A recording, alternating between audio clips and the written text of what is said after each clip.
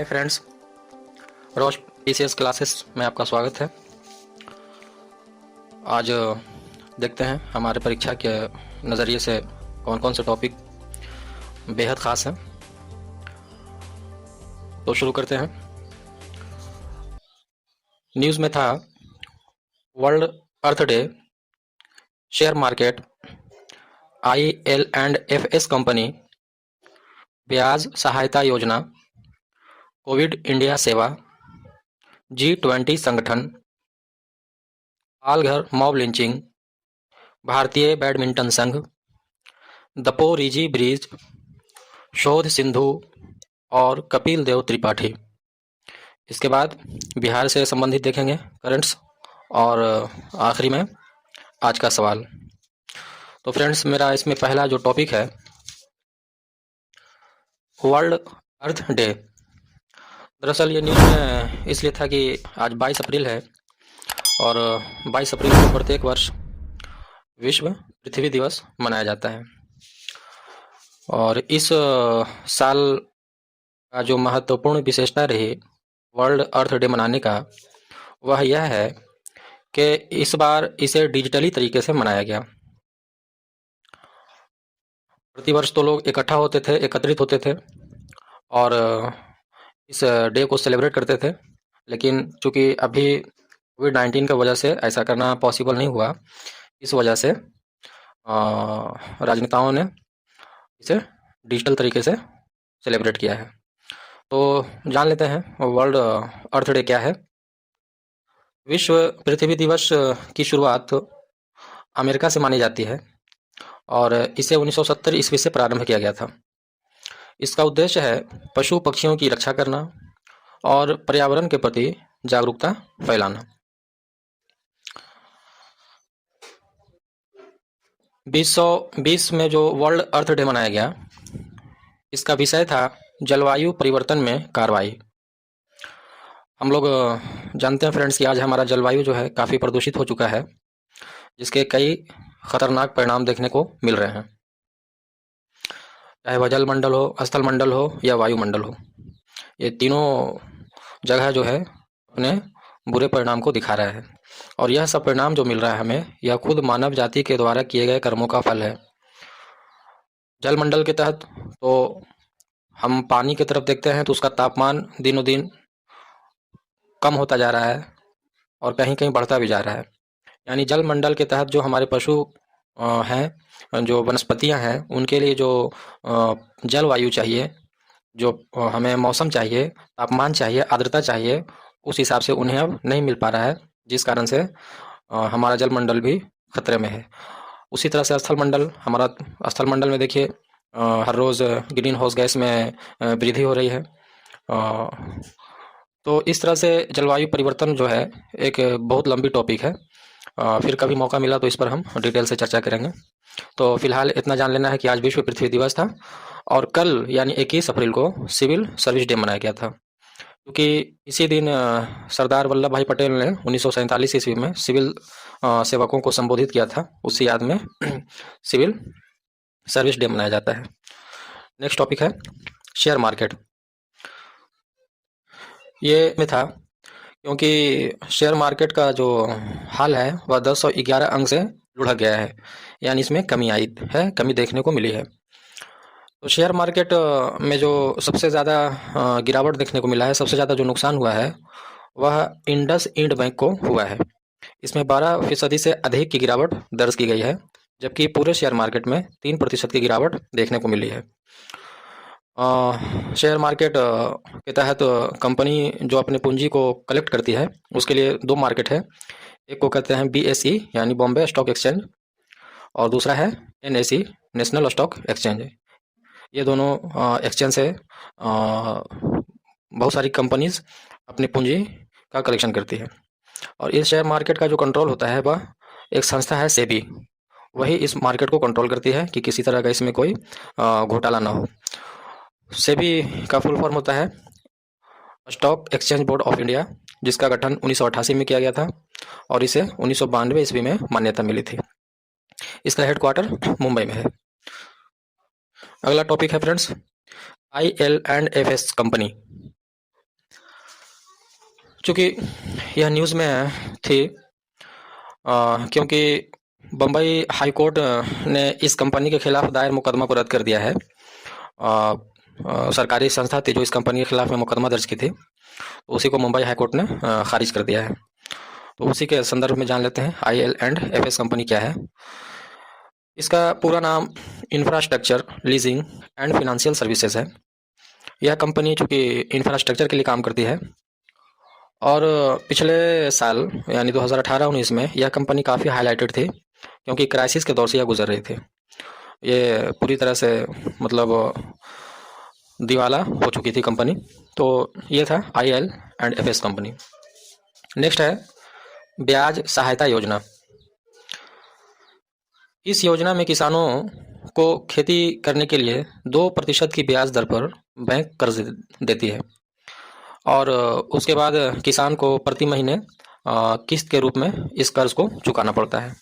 लेकिन कल जो है RBI ने यह घोषणा किया है, यह ऐलान किया है कि चूँकि अभी कोविड-19 का माहौल है, इस वजह से किसान सही से खेती भी नहीं कर पा रहे हैं और ना ही उनका फसल जो है मार्केट में बिक रहा है।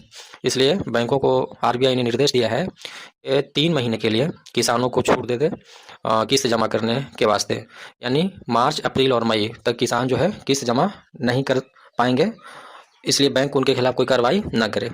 ये निर्देश दिया था ब्याज सहायता योजना के तहत। अगला जो टॉपिक है कोविड इंडिया सेवा। कोविड इंडिया सेवा की शुरुआत केंद्रीय स्वास्थ्य मंत्री डॉक्टर हर्षवर्धन ने किया। इसका उद्देश्य है कि कोविड-19 पर संवाद करना। मंत्री लोगों को संबोधित करेंगे या एक व्यक्ति दूसरे व्यक्ति को भी पूरे राष्ट्र को, पूरे देश को, पूरे राज्य को संबोधित कर सकता है। तो यह एक प्लेटफॉर्म है कोविड इंडिया सेवा कोविड-19 से संबंधित। नेक्स्ट जो टॉपिक है फ्रेंड्स वह है G20 संगठन। तो यह न्यूज़ में था इसलिए कि कोविड-19 से निपटने के लिए G20 देशों के कृषि मंत्रियों की बैठक हुई थी, इसलिए यह न्यूज़ में था। तो यह जो बैठक हुई है वह भी वीडियो कॉन्फ्रेंसिंग के ज़रिए हुई है। जैसे वर्ल्ड अर्थ डे मनाया गया वीडियो कॉन्फ्रेंसिंग के ज़रिए, उसी तरह से यह बैठक भी यानी ग्रुप 20 देशों का बैठक जो हुआ है वह वीडियो कॉन्फ्रेंसिंग के ज़रिए हुआ है और यह सऊदी अरब की अध्यक्षता में हुई है। इसमें जो प्रतिनिधित्व किए भारत की ओर से वह थे केंद्रीय कृषि मंत्री नरेंद्र सिंह तोमर। और यहाँ पे हम लोग जान लेते हैं G20 के बारे में। G20 की जो बैठक भारत में होने वाली है, यानी अब तक जो है G20 की बैठक भारत में एक बार भी नहीं हुई है, तो यह 2022 में नई दिल्ली में होगी। G20 की स्थापना 1999 में हुई थी, जिसका उद्देश्य है वैश्विक मुद्दों पर चर्चा करना, क्योंकि इस संगठन का भारत भी सदस्य है। और एक ख़ास जानकारी ये है कि इसका कोई अस्थायी सचिवालय नहीं है। तो ये था फ्रेंड्स G20 के बारे में। और पिछले साल यानी 2019 में G20 की बैठक जापान के ओसाका में हुई थी। अगला जो टॉपिक है पालघर मॉब लिंचिंग। तो पालघर जो है वह महाराष्ट्र में पड़ता है। एक पालघर है फ्रेंड्स और दूसरा है पालघाट, दोनों में फ़र्क है। तो यहाँ पुलिस की मौजूदगी में 3 लोगों को पीट कर हत्या कर दी गई भीड़ तंत्र के द्वारा। और इसी पर राष्ट्रीय मानवाधिकार आयोग ने महाराष्ट्र पुलिस से रिपोर्ट मांगी है। तो यहाँ पर चूँकि मॉब लिंचिंग का मामला है, तो यहाँ पर समझ लेते हैं मॉब लिंचिंग दरअसल एक उग्र लोगों की भीड़ होती है। इसका कोई अपना धर्म नहीं होता है, बस वह अपने गलत उद्देश्य को पूरा करने के लिए इस तरह का काम करती है। और राष्ट्रीय मानवाधिकार आयोग ने इस पर रिपोर्ट दर्ज किया है। तो थोड़ा राष्ट्रीय मानवाधिकार आयोग के बारे में जान लेते हैं। यह एक सांविधिक संस्था है। सांविधिक संस्था का मतलब इसका जिक्र जो है, इसका वर्णन जो है वह संविधान में नहीं है, बल्कि एक एक्ट बना करके इस आयोग का गठन किया गया है 1993 ईस्वी में। और इसमें 5 सदस्य होते हैं, जिसमें एक अध्यक्ष और 4 अन्य सदस्य होते हैं। नेक्स्ट है भारतीय बैडमिंटन संघ। तो भारतीय बैडमिंटन संघ सुर्खियों में था इसलिए कि उसने ऑनलाइन कोच विकास कार्यक्रम की शुरुआत किया है। यह 3 हफ्ते तक चलेगा, जिसमें एक हफ्ता में 5 दिन यह योजना चलाया जाएगा। इसका उद्देश्य यह है कि बैडमिंटन प्रशिक्षकों को बेहतरीन कोचों के द्वारा कुछ सीखने सिखाने का अवसर प्रदान किया जाए। इसीलिए यह ऑनलाइन कुछ विकास कार्यक्रम की शुरुआत की गई है। तो चूँकि यहाँ पर भारतीय बैडमिंटन संघ आया है, तो इसके बारे में कुछ जान लेते हैं। इसकी स्थापना 1940 ईस्वी में की गई थी, जिसका हेडक्वार्टर नई दिल्ली में है और इसके वर्तमान अध्यक्ष हेमंत विश्वकर्मा है। थोड़ा हमको इसमें सस्पेंस भी लगा है, इसे देख लीजिएगा वर्तमान अध्यक्ष इसके कौन है, लेकिन जहाँ तक मुझे याद है हेमंत विश्वकर्मा है। अगला जो टॉपिक है फ्रेंड्स, वह है दपो रिजी ब्रिज। दपो रिजी ब्रिज यानी यह एक पुल है जिसे सीमा सड़क संगठन यानी BRO बॉर्डर रोड्स ऑर्गेनाइजेशन ने अरुणाचल प्रदेश में बनाया है, सुबनसिरी नदी पर। यानी दपो रिजी ब्रिज जो है एक पुल है जिसे सीमा सड़क संगठन ने अरुणाचल प्रदेश के सुबनसिरी नदी पर बनाया है। क्योंकि यहाँ पर सीमा सड़क संगठन आया है तो इसके बारे में जान लेते हैं। BRO एक ऐसा संगठन है जो पूरे देश के सीमावर्ती क्षेत्रों में सड़कों और पुलों का निर्माण और रख रखाव करता है। यानी देश के अंदर नहीं बल्कि देश के सीमावर्ती इलाकों में, सीमावर्ती क्षेत्रों में। और इसका जो गठन किया गया था वह 7 मई 1960 को किया गया था। एक है फ्रेंड्स शोध सिंधु।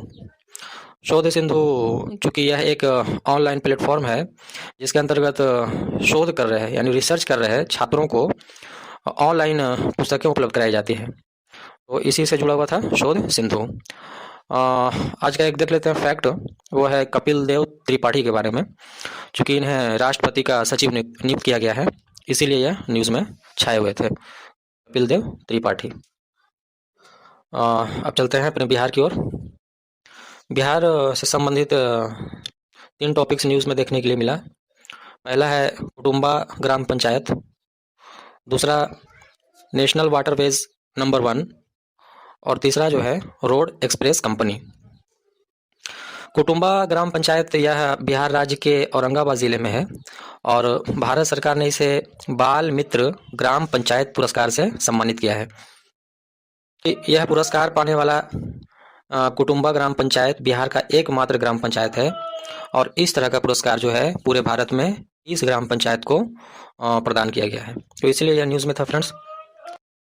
आगे है नेशनल वाटरवेज संख्या 1। चूँकि अभी लॉकडाउन की स्थिति है तो इस लिए बिहार में मोटर गाड़ी भी बंद है, यातायात ट्रैफिक बंद है, लेकिन कुछ ऐसे बिहार में संस्थान है, ऐसे कंपनी है, औद्योगिक इकाई है जहां रॉ मटेरियल पहुंचना बहुत ही ज़रूरी है, तो उसके लिए जल मार्ग का सहारा लिया जा रहा है। तो इसीलिए बिहार में जो है नेशनल वाटरवेज नंबर 1 चर्चा में था, क्योंकि बिहार से जो राष्ट्रीय जल मार्ग संख्या गुजरती है वह राष्ट्रीय जल मार्ग संख्या 1 ही गुजरती है, जिसे इलाहाबाद हल्दिया जल मार्ग भी कहा जाता है। देश में जल परिवहन को बढ़ावा देने के लिए स्थापित एकमात्र राष्ट्रीय अंतर्देशीय नौकायान संस्थान इस जल मार्ग पर बसे बिहार के पटना जिले के गायघाट में स्थित है। तो इसको याद रखना है। और जो एक लास्ट बिहार से संबंधित करंट्स देखने के लिए मिला वह है रोड एक्सप्रेस कंपनी। यह कंपनी इसलिए न्यूज़ में थी कि इसे बिहार सरकार ने सर्वश्रेष्ठ स्टार्टअप आइडिया पुरस्कार दिया है, क्योंकि इस कंपनी ने 1 साल में 1 करोड़ से अधिक का टर्नओवर किया है और बिहार के 500 से अधिक लोगों को रोजगार भी दिया है। और जो कि इस कंपनी की स्थापना स्टार्ट अप इंडिया के तहत की गई थी, इसीलिए इस कंपनी को स्टार्टअप आइडिया पुरस्कार का सर्वश्रेष्ठ अवार्ड दिया गया है। तो ये था फ्रेंड्स आज का करंट्स नेशनल, इंटरनेशनल और बिहार से। अब देख लेते हैं आज का सवाल। पहला सवाल फॉर पीटी, मेटर हॉर्न पर्वत किस देश में स्थित है? मेटर हॉर्न पर्वत किस देश में स्थित है? और सेकंड क्वेश्चन फॉर मेंस, हाल के संदर्भ में भारत जर्मनी संबंधों की व्याख्या करें। हाल के संदर्भ में भारत जर्मनी संबंधों की व्याख्या करें। तो ओके फ्रेंड्स, फिर मिलते हैं नेक्स्ट डे। जय हिंद।